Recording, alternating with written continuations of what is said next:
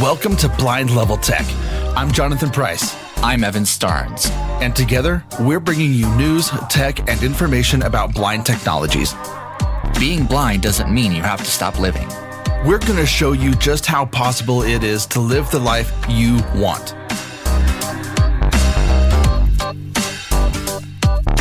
Okay, well, this is very early in the morning. My back is popping.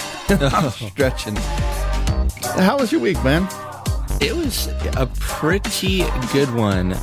In fact, as you guys are hearing this episode, I am in beautiful Glenwood Springs, Colorado right now. Checking out some hot springs. Buddy Dylan and I are, we like to go on like little road trips from time to time. Unfortunately, He had to sell his Lexus, which we named Alanis after, well, he named it Alanis after Alanis Morissette. Yeah.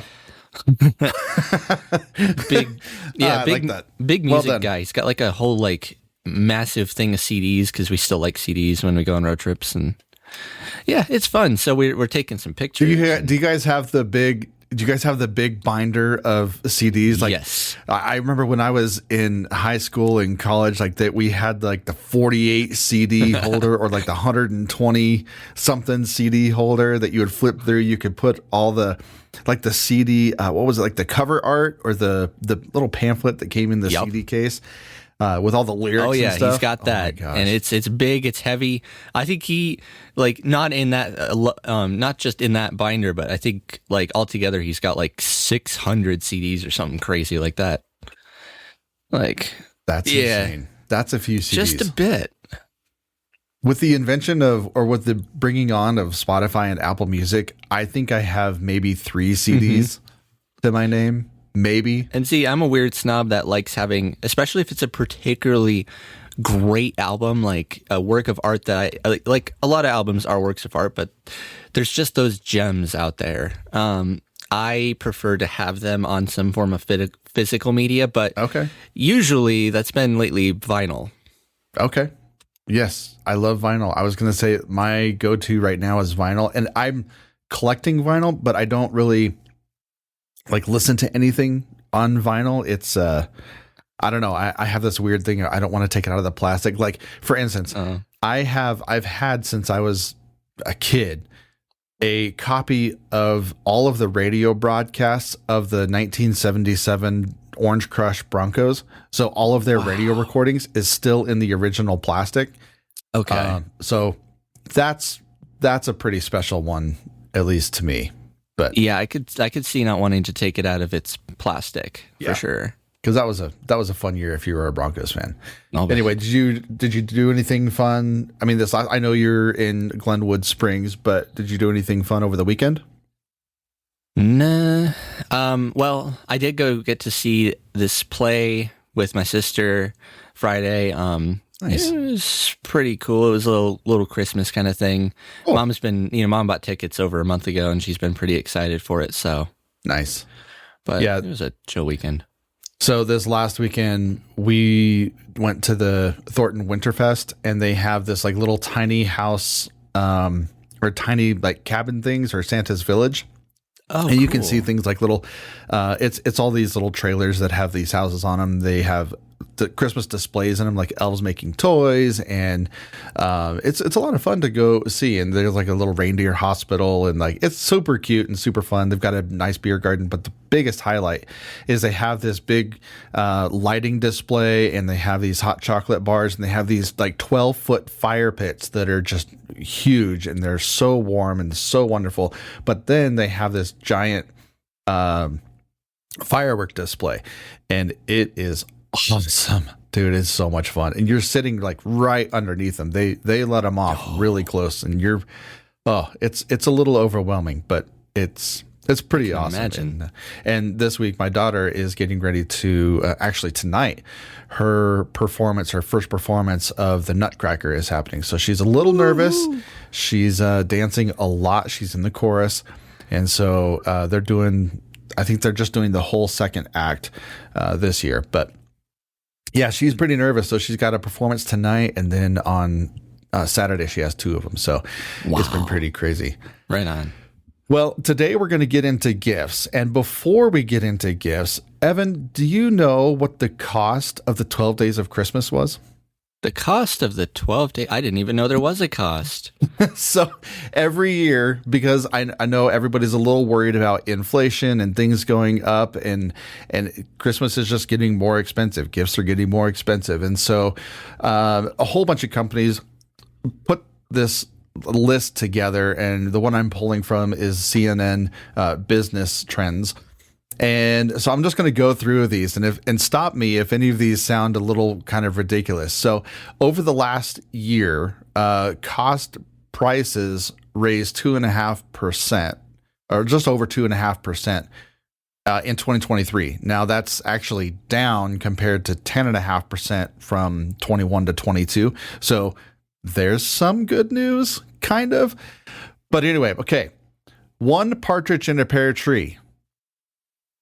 Take a guess. Well, for the pear tree, I'd imagine we're talking at least $10,000. Oh no, we're not not that high. $319. Oh wow. For a partridge in a pear tree. Wow. Okay. All right. 2 turtle doves is $750. 3 French hens are $330. 4 calling birds is $599, or like $600. 5 golden rings. Now this one I have an issue with. This one is only $1,245. I'm sorry, but if you're buying 5 gold rings for $1,200, that's some pretty bad gold. Right. Like, what kind of carat are we talking here? Like, not very good. Nope. We're talking like bottom of the barrel gold. Yeah. 6 geese a laying is $780. This one was interesting. 7 swans a swimming, $13,125. Okay, so maybe we're talking swans in a pond that you must be have to buy or something. I don't know. Those are some expensive swans. Yeah. Anyway, just a bit. This one's funny. 8 maids of milking. Just take a wild guess. Oh God. It's got to be over 15 grand. We're talking people here. $58.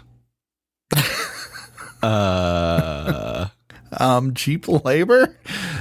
Yeah, I don't know how I feel about that. I don't either. That doesn't feel right to me. No, it does not. Because the next one, 9 ladies dancing, is $8,300. I mean, I guess if you're paying like professional dancers. Yeah. 10 lords a leaping. Now, I don't really know what a lord is, unless you're talking like English lords and ladies. Yeah, that's what I was thinking. Which that's $14,000. So you're paying $15,000 almost for men jumping around, but you're paying $58 for maids milking. And then like around the same price for a bunch of dancing ladies. Right. Yeah. So that's very interesting. 11 pipers piping is $3,200, and 12 drummers drumming is $3,400. So you might as well just, get members of an orchestra together. That's right. That's right. So the grand total cost for the 12 Days of Christmas is $46,729.86. Oh my. Very interesting, because tomorrow starts, actually, if you're counting back, it's 12 Days of Christmas starts tomorrow. And so, if you want to get your partner a partridge in a pear tree, you're going to have to shell out $320 for that. Mm-hmm. So that probably doesn't include shipping and handling. You could buy him an Apple Watch for that price. You could. And actually, Evan, have you finished your Christmas shopping yet? Oh shoot! Or let me guess, you haven't even started yet. Yes, you're right. Of course. For the first time, I am completely done with shopping and gift wrapping. Wow. I am. Yeah, it's Lucky. Pretty impressive. I don't know what to do with myself. It's weird. So when we're talking about gift giving, and we're going to come at this from 2 different angles. One is as somebody who is blind, trying to find the gift for that special person. But on the other side of that, it's if you are a family member trying to get a gift for somebody who has gone blind or is low vision or has either walked through that, you don't know what to get them. Maybe this is the first Christmas they're spending as somebody who is blind or going through that vision loss journey. I'm going to turn it over to you, Evan. What are some kind of things that they need to know or be aware of in terms of gift giving? Well, honestly, the gifts that you look for, if you're a sightling looking for somebody, looking for a gift for somebody who's blind, low vision, you got to kind of consider, is this going to be something that they'll be able to use or enjoy? Yeah. So, if you, for instance, get somebody, now, I understand some people might like this too, and that's fine. But in most cases, if you get somebody like a picture or something that, it's visual, doesn't have any tactile, it's a little disappointing. And it's like, I'd still be okay with it. I'd hang it on my wall for decoration, but, it might not be the best. But on the flip side, and I actually am going to kind of regurgitate something that I'd heard, on Facebook a couple of months ago, and that really stuck with me. On the flip side is products specifically geared towards, blindness or low vision. Okay. Now, it's okay for, I'd say, a couple things, like, especially if somebody just went blind, hook them up, with like maybe no, I wouldn't say it. I don't know. Like maybe a way to learn Braille, or if you want a See Me cane, or I know we talk about that a lot, but it's awesome.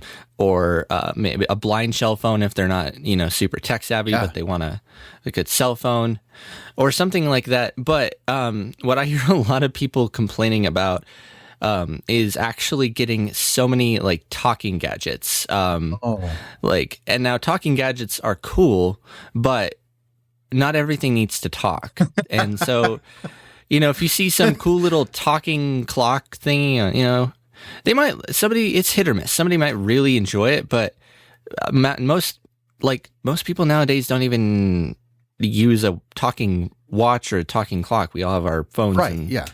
Now, like I would say it's, it's good to have one, but not a whole bunch. And, like maybe one in the kitchen or something like that.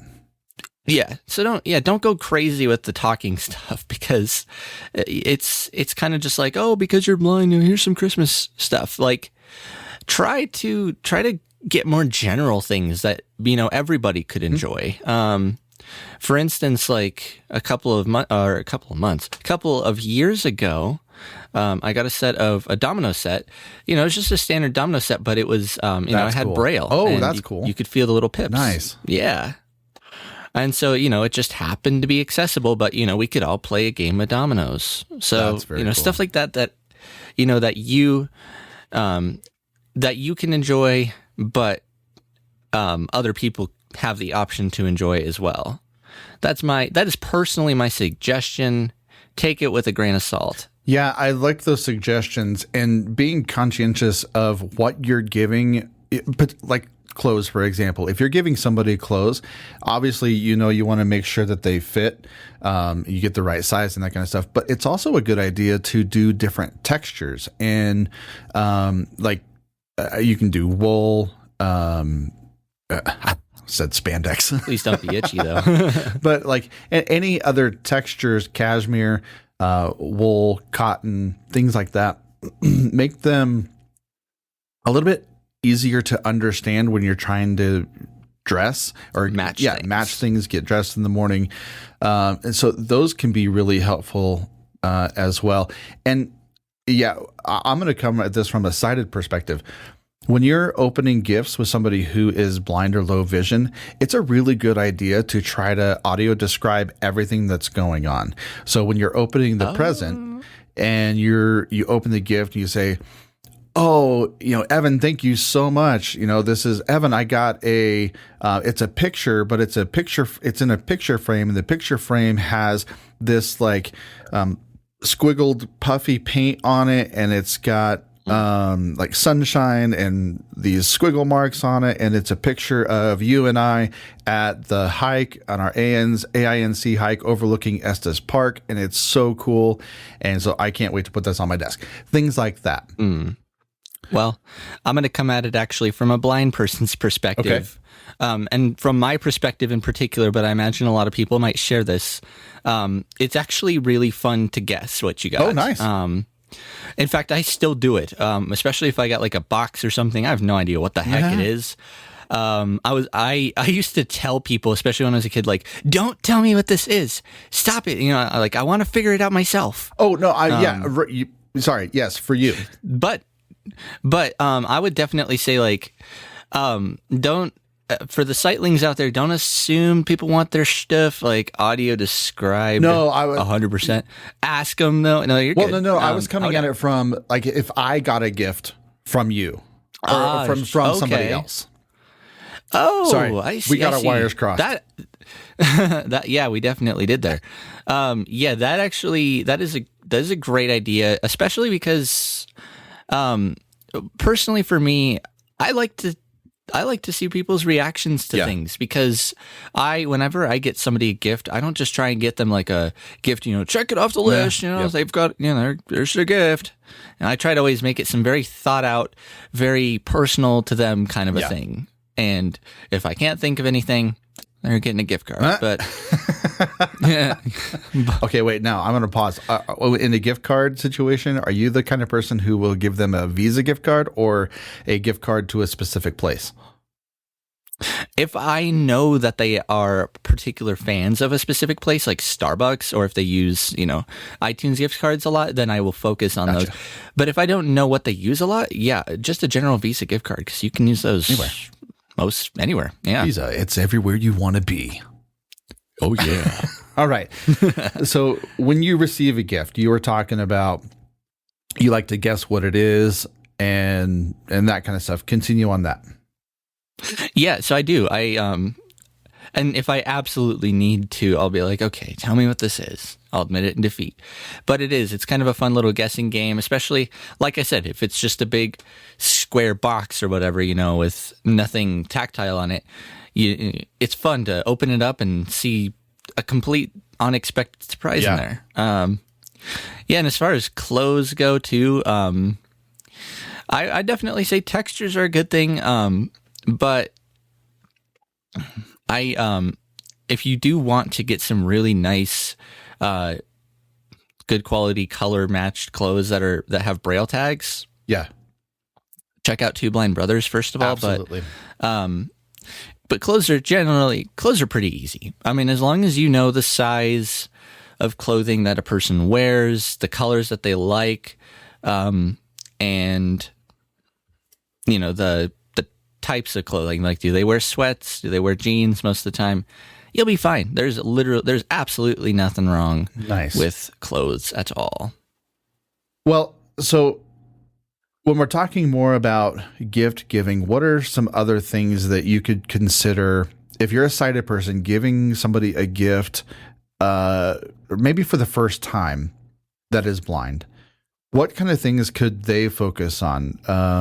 Like some accessible, I know you kind of hinted at this, accessible technology and making sure it's not overly talkative or too many talking things. But what are some things that if you're blind that you need right offhand just from the start? Well, besides a cane, and I would not say I would say a cane does not make a great Christmas gift at all. So don't do that. I mean, unless it's a fancy cane. But just a general like white cane, I don't know, I feel like that would be, at least in my opinion, a little bit disappointing. But like kind of right off the start, especially if they're just beginning, their journey into vision loss, whatever. Some more like adaptive things. Like I've got these little finger cover things that, go over your knuckles. So when you're cutting food, you don't end up cutting your fingers, and they're pretty sweet. Now I don't wear them anymore because, I've gotten to the point where I'm really good with a knife, and I feel like I know where my fingers are in relation to the blade and on the food. So, but for, novices, especially, Yeah. Yeah, they're very helpful little things to have. Or they have these. I don't like them, but I could see why some people do these elongated oven mitts that kind of go over your forearms slightly, so that. And this is actually nice, so that if you accidentally, especially if you have an electric oven, and you I have done this. You burn your freaking arm on the coil. It's not a good time. So. Yeah, those are nice. And like I said, a talking thing here and there is going to be nice. Like maybe a little talking clock for the kitchen, or a talking keychain clock, or a talking meat thermometer. Although most of the talking meat thermometers I've tested are jank, but they're nice. It'll get you. Well, I'm glad you brought thermometers and kitchen utensils, because we did an episode with Chris from the Blind Grilling Experience, and he had a lot of things to say specifically about meat thermometers and how to find the right one, and maybe that the quick read thermometers aren't really the best to use. So I think that I thought get like go check that episode out. It was really good. I think one thing that I'm gonna maybe advise against, and you can veto this, would be a talking scale, because I was just thinking that. Because you don't really want your weight announced to the whole house, Oh my goodness. No, and I feel like giving somebody a scale for Christmas it's just bad. It's just never. It's like giving your spouse a vacuum or a dustpan or broom, or a treadmill or something, unless they want it. If they want that super nice, app-enabled Wi-Fi connected treadmill, that's one thing. But if you have no idea, have no idea what they want, if it's something that's on your list, you should, go get it for them. Yeah, but not don't get them a talking scale. That'll just I think it would be pretty insulting. But another nice thing, and this is just for anybody, would be smart appliances, especially ones that can be smart speaker enabled. So, you could get them. They have smart air fryers, smart humidifiers. There are more reputable brands out there. As far as like the smart humidifiers, the Levoit brand is the best because their app is super nice and accessible. And they have their own brand of air fryers that are also really good. Stuff like that. Robotic vacuums, definitely. It doesn't even matter. Those things are just, nice to have especially if you have a smaller place, or, like hardwood floors, or especially if you have it to the point where you can just run the thing every day. That's another good thing to get somebody. And, it's convenient for them. It's especially if they're techie, it's a little bit of fun too. So I have a hard time recommending Braille books unless somebody knows Braille. Now, if somebody knows Braille, and especially if they like to read, oh man, get them a Braille book. Go to, Braille Superstore and pick one up, because they have a lot of good stuff out there. So that'll definitely be another enjoyable thing.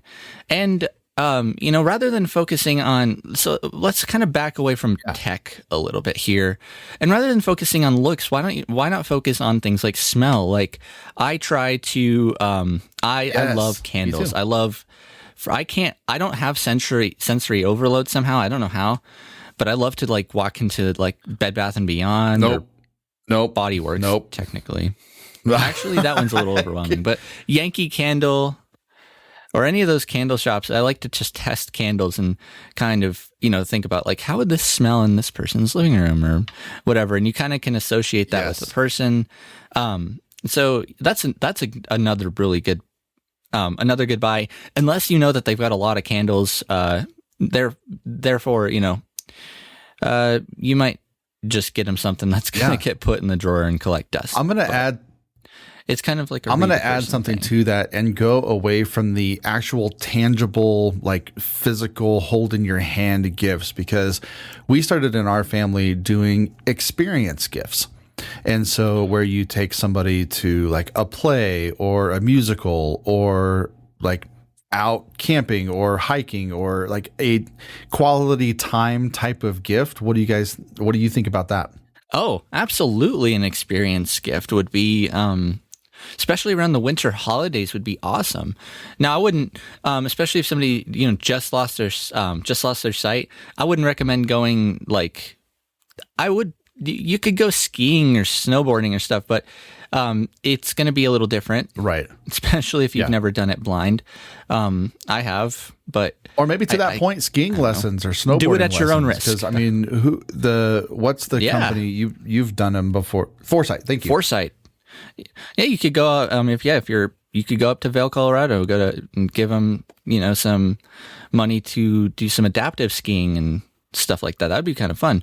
Or train rides are another good one. In fact, I wish the only one I can think of is for kids though. It's that Polar Express, but there's other ones out there that are really fun. You get to have holiday treats, listen to music, have some drinks, talk with folks, ride the train. It's so much fun. Those Christmas villages, like we were talking about way back, at the very start here, those are also another great experience. I mean, you've got all sorts of sounds and smells and things to eat, and it's fun, for everybody. So, highly recommend that experience. And I personally, I have a hard time recommending super sensory intensive stuff unless you're cool with it. Like I personally I like fireworks from a distance, but like I could not handle them. I don't know if I could deal with them blowing up right above me. So maybe try and hint at the person and see, if that might be their thing or not before you go getting them tickets to a fireworks display. I'm not saying don't do it at all, because that's not cool. But I think just having that quality time and experience. We had a guest on, and I forget his name. I think it was Ed, he was on Navigating Life with Vision Loss, and he was saying that when his mom lost her vision, she wanted to do experience things, and she wanted to go to a baseball game. And the reason she wanted to go to a game is because of all the very specific sounds of a baseball game and the smells of a baseball game. You smell the hot dogs, you smell if it's rain, you smell the rain, or the funnel cake. Yeah, funnel cakes, nachos, the beer, like all those Cracker Jacks, popcorn, all that stuff you associate with summertime and baseball can be a very overwhelming experience. And if you listen carefully enough, you can tell what's going on in the field by how the ball comes off the bat, by the crowd reaction. It's a very interesting experience. If you ever get a chance to go to another baseball game or any sporting event, close your eyes for about 5 minutes if you're sighted and see what you can hear and adapt to, and see if you can tell what's going on. It's very interesting. Especially if you get front seats like close to the field, you can really hear the game. And that's the thing I like about baseball, is that you can hear the swish of the bat. You can hear how hard it hits the ball. You can hear players running. You can hear how fast the ball is moving, how fast a pitch is when it hits the glove. I mean, there's some pretty amazing things that you can hear if you're paying attention. Yeah, that's actually a very good sport to take somebody to. I have a hard time with football games though, because it's just so loud, and you'd be better off just grabbing like a little radio and listening to the play-by-play. Yeah, exactly. And you could, and that's a fun thing to do too. Especially if you want to, it makes it easier to keep tabs on like the score. Well, yeah, and I know a lot of people will go to live games and still take an FM radio or an AM radio and listen to the play-by-play so that they can understand what's going on, and that would be an amazing thing to help with that experience. That's an amazing experience. So yeah, the gist of what we're trying to say is, especially if somebody just lost their sight and, they're kind of going through that period of, because usually in pretty much most cases, at least from what I've heard from people's stories, from listening to podcasts, when people lose their sight, you kind of just go through this period of isolation. Yeah. Now, don't try and forcefully like you're going to this baseball game, but try and get them out there. Yeah. Especially if they struggle getting themselves out there. If they don't feel like they can. Really try and find some things to do to just get them back out in the world, and hopefully it'll help them kind of get that little push to be to go do more things by themselves and get out there. Love that. Well, I think this is a perfect time as we wrap up going into Christmas to talk about the sandwich of the week. I have one. Do you have one? Go first. I'm thinking of one. Okay, so I love Christmas leftovers, and I'm not doing a leftover sandwich like we did with the Thanksgiving stuff. But this one is actually a potato, a bacon, and Gruyere toasty. So it's like a potato bacon sandwich, but you take if you can make potatoes au gratin and get them really thinly sliced and then melt cheese on top of it. You don't have to use Gruyere, but you can use whatever you want. But then you put some chopped bacon on there and then toast the sandwich. It's such a creamy, warm sandwich, and it's really, really good to dip in like soups, like a tomato soup or a chicken soup or whatever kind of creamy type soup. You can also put sauerkraut on it if you don't want like regular bread. You can do sourdough or whatever, wheat, white, it doesn't matter. But it's just a really good hearty sandwich, and yeah, that's my sandwich.